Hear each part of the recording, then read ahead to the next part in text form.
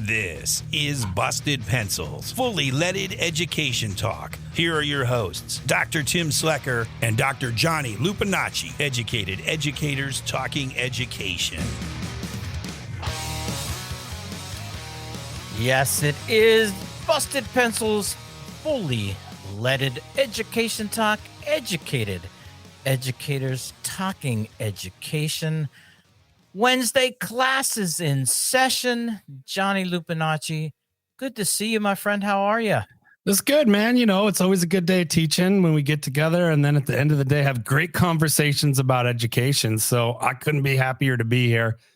Tim, man, one of my favorite partnerships, one of my most favorite, resources as a teacher and as a teacher educator, always rethinking schools when in doubt. And I'm thinking, what can I do, or how can I be a better teacher? Or, how can I teach certain topics that are really important to me and most often so important to my students' lives? Rethinking schools. And so excited about our guest tonight and super excited about, the publication, Transgender Justice in Schools. It is just a rockin' book. My students are loving it. The teachers I work with absolutely have found it to be invaluable. So, Tim, I couldn't be more excited for our segment today. I'm telling you about it too, man. I am excited. And as you point out, Johnny, thanks for, making sure everybody realizes that partnership with Rethinking Schools, Busted Pencils, because, man, you say it's the go-to resource when you're thinking, wait, I need a way to imagine something that's different. It's like, hey, guarantee you Rethinking Schools is your resource to go to. Hey, John, I'm going to just jump right in there. He is a high school science teacher in Denver, Colorado, a first-generation Chinese-American Canadian, and a proud transgender man who uses he, him pronouns. He is a recipient of the 2021 NEA Human and Civil Rights Award and the 2020 Teaching Tolerance Award for Excellence in Teaching. He's also the co-founder of the Colorado chapter of the Transgender Non-Binary Educators Network, that's 10, and actively trains teachers nationwide on creating inclusive biology curricula. Welcome to Busted Pencils, Sam Long. Sam, what's happening, our friend? Hi, thanks for having me. I just had a nice day at school as well, and really happy to be invited to join you on the podcast today. Well, we appreciate you stopping by and spending some time with us. We've had this partnership with Rethinking Schools now for going on 6 years, and so to always bring the authors and the great teachers that are doing that work for Rethinking Schools is just something Johnny and I look forward to every time we have this segment. Your latest post, Johnny referenced the book, but you also have Diversity is What Makes It Interesting to Study Living Things, currently in Rethinking Schools. Sam, I got some prepared questions, but jump into it. Tell us about the topic here specifically in that Rethinking Schools article. Diversity, that's what makes it interesting. And I know Johnny Lupinacci is going to have some questions because he is always pushing on that diversity button. Sam? Yeah, so diversity, when it comes to biology, we're teaching about living things, human, non-human living things. And the article in Rethinking Schools really came out of my wish to share with other science teachers. Here's a new way that you can think about diversity. Traditionally, in science and especially in medicine, any body or being that's different has just been classified as that's pathological. You're outside of the norm. That's bad. We should figure out what's wrong with you and make you more like what's average or normal. But that's not the only way that we can look at living things. We can look at variation as something interesting, something to be learned about. Darwin named variation as necessary in order for natural selection to take place. So that's very different from any view in science that says something that's variant is something that's bad or abnormal in some way. For me, I'm a transgender man and an out trans teacher since the first year I've been teaching. So I couldn't go into my biology classes and teach that, okay, there's only men and women, there's only XX and XY chromosomes, and anything else outside of that either doesn't exist or is not worth learning about. I couldn't say that to my own students that already knew that my story and my identity was more diverse than that. So it started out of just a need to, how am I going to teach authentically to my own students? Then after a couple of years, I got some positive feedback from students saying, I wish that we had learned about this earlier. I wish that we would talk more about human variation in science. They didn't get a lot of chances to do that. And so the article, Diversity is What Makes It Interesting to Study Living Things, was my kind of debut to try to show teachers another way of looking at variation in a way that interests students who might not typically show a strong interest in science. If you show a connection to social identities and you show a connection to diversity as an interesting thing, they might show more interest in science if it's framed in that way. Nice. Johnny Lupinacci, I know you got some questions. Well, I mean, more than just questions. I know, right? Appreciate the work that you do, Sam. Appreciate that work that you're doing to say, hey, diversity is so much more, even than what we often refer to when we're talking about diversity. Not only what scientific, community is teaching us about, our limited historical view on genders. It's not just even limited, highly problematic and exclusionary and harmful to the diversity of ways we not only identify, but we exist. So it's really so helpful to hear a science teacher and, you saying this, like, hey, as learners together, we're paying attention to the best evidence we have for the information that we have around diversity being a condition of difference upon which everything exists. It is the fabric of all of our existence. And to limit that and only understand, say, for example, our gender identities as male or female has been debunked, not only by science, but by communities of people who say we are evidence of something very different. So I love how you introduce our listeners, and I can only imagine in your classroom that you really get into that. And so, Sam, tell us a little bit more about teaching science and about like really covering diversity in this really deep and authentic way. Sure. Well, when we want to classify something in science, we need to ask what's the purpose of classifying things. We're only going to classify in ways that are useful in gathering data and seeing patterns. So we might start by gathering students' knowledge. Most students know that there's something different about the X and Y chromosomes with men and women. They don't know why that affects your physical development. They don't know whether that has anything to do with gender identity, but it looks like it's a useful way to classify things, because if you take like XX mammals in any species and the ones that are XY, they do seem to, most cases, have some different features. So that's a classification that could be useful, but we can't be so careless as to think that this tells you everything about a person, whether somebody has a Y chromosome or not, that they might tell us whether they're at high risk of inheriting color blindness in genetics, but it's not going to tell us how they identify. It's not going to even guarantee that they have testes or ovaries. There are other parts in development. There's a really complex pathway of sex development in humans and for other species as well. And so I try to bring my students more toward that complex side of sex and gender. I mostly teach 9th grade, and many teachers are concerned for me, like, are they going to understand this? Are they going to understand that there's XX and XY, but you can have XXY or XYY or just one X chromosome? But I really felt that that's something that students should be learning. We shouldn't tell them the generalization. We should show them the complexity first. It gets them interested. It gets them thinking. Is it useful to categorize these things? Is it useful to say that there's two sexes in humans when there's people that have chromosomal variations and hormonal variations beyond that?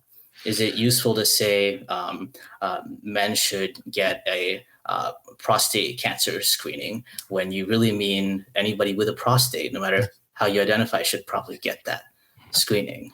Stan, when you did that there like that, anybody with a prostate, and you make that reference too in the articles, instead of people with ovaries as opposed to women, and using that terminology, my guess is that students, although ninth graders, holy crap, you've got to have some incredibly wild conversations in there.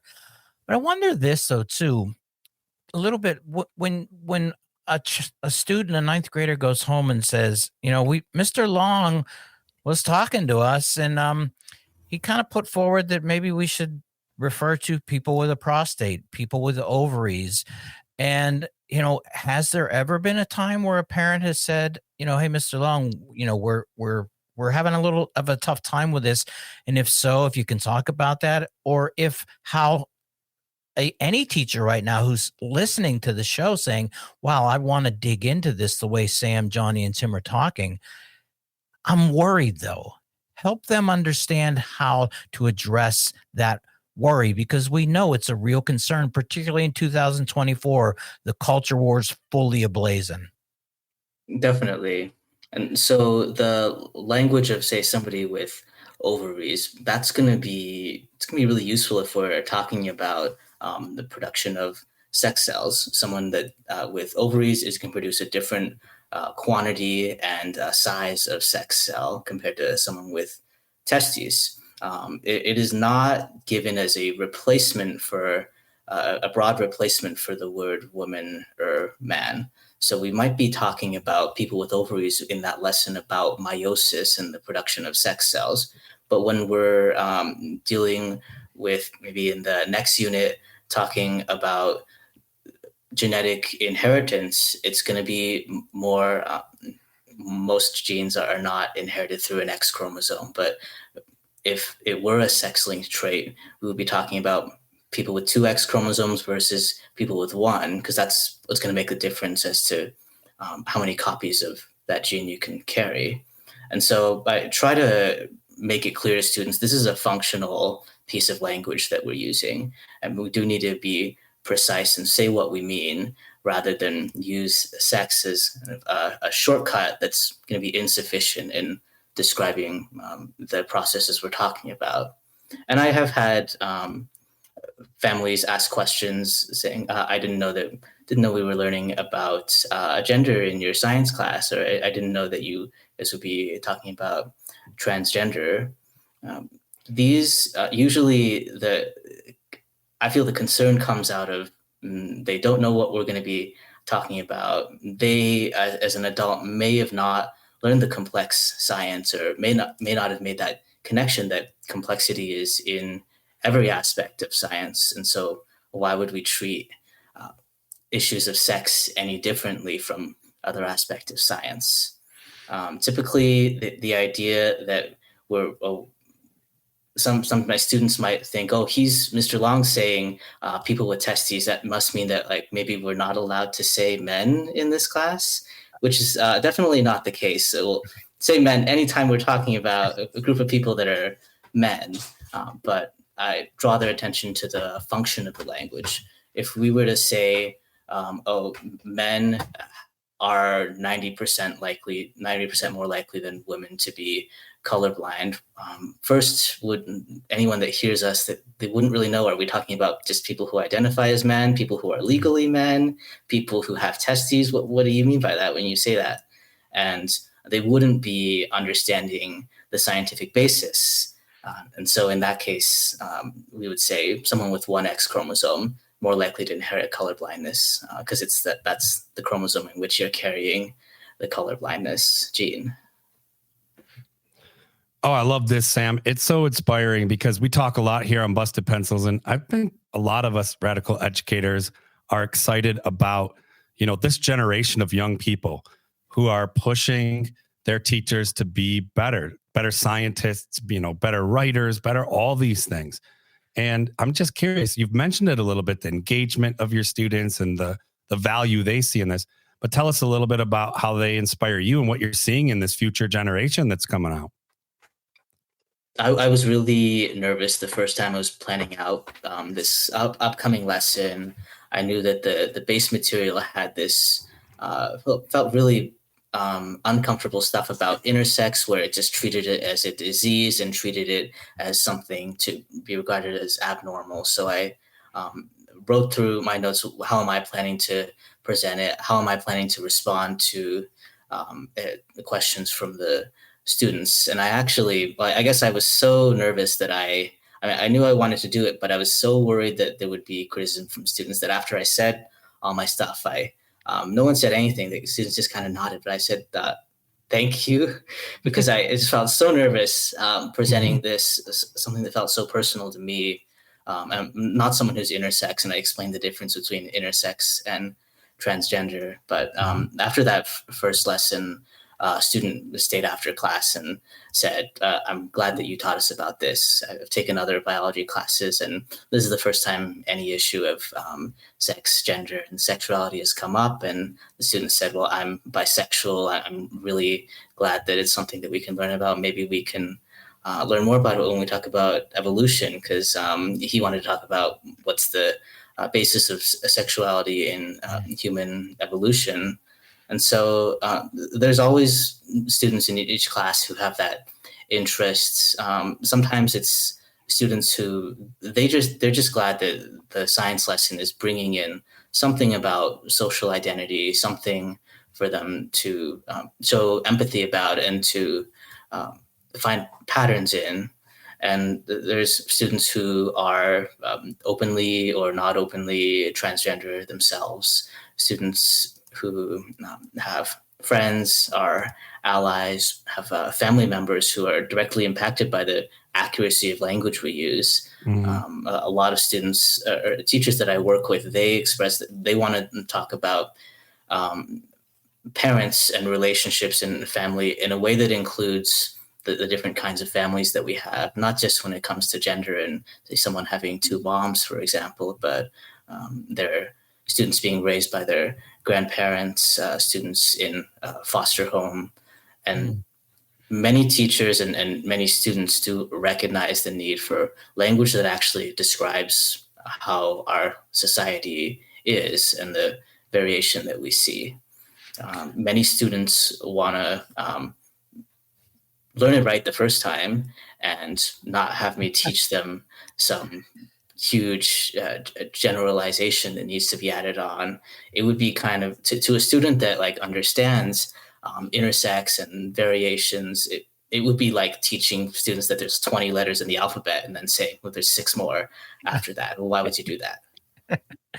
Sam, the complexity, the inspiration that comes into it with, again, just the biology situating it like that as a science teacher there and bringing that in. I love that part, but I want to also give you an opportunity to talk a little bit too about 10, the chapter of transgender, non-binary educators network that you founded. Tell our listener a little bit about that organization. You founded it, how, what was the inspiration there, and what's some of the work that 10 is up to right now?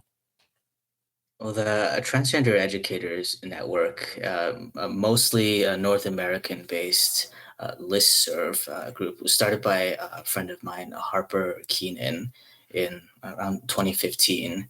And a couple years later, I found that I connected with enough educators that either were teaching in Colorado or had recently relocated to Colorado to continue teaching. We started the Colorado chapter, Co-10, and first just for as a means of peer support and a way of connecting with each other.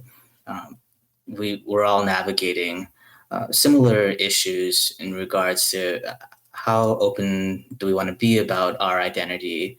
How does our administration approach that? Do they see that is that a strength when you have somebody that wants to share their story and be vulnerable and model that to the community? Or is they see it as a liability? This is another reason why parents might complain. And there's a whole spectrum of those experiences.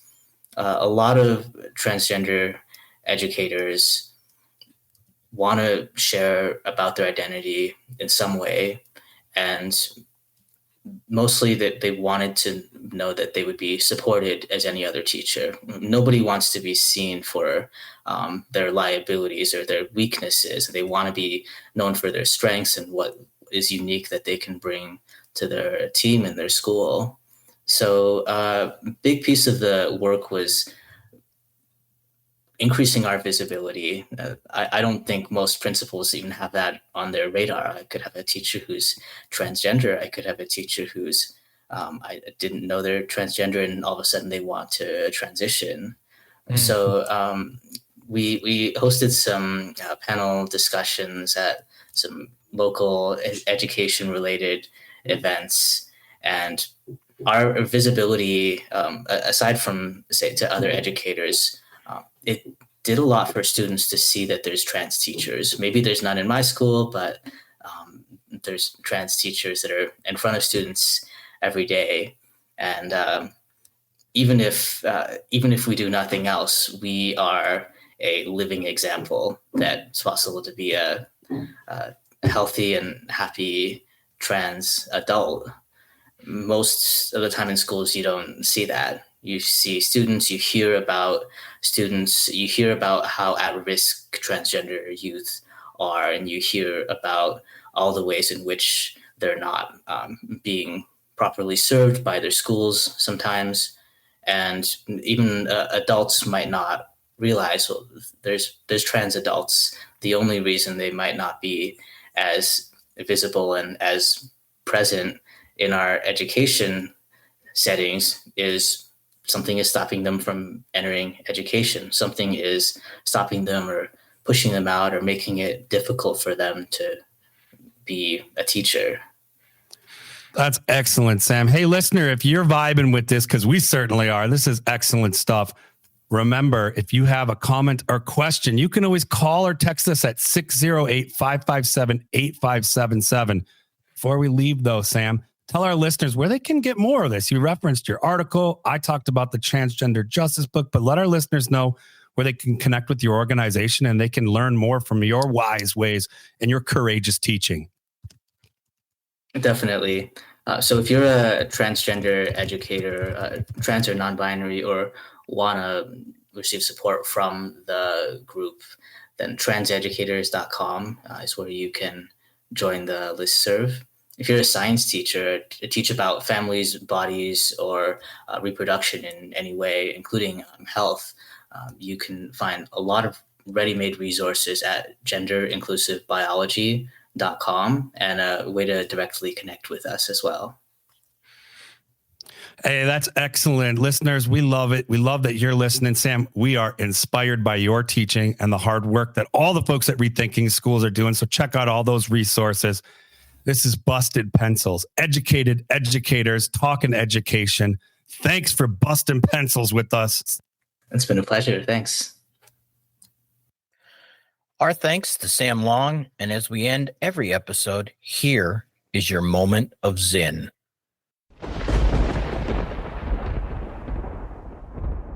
We don't have to engage in grand, heroic actions to participate in the process of change. Small acts, when multiplied by millions of people, can transform the world.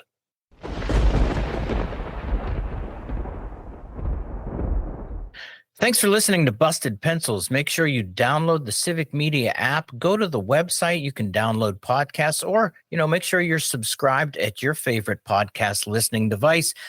And as always, too, our mailbag is always open. Drop something in there, 608-557-8577. Catch us this Friday at 6 a.m. for First Downs and Friday Night Lights, or Busting Balls, and thanks for busting pencils.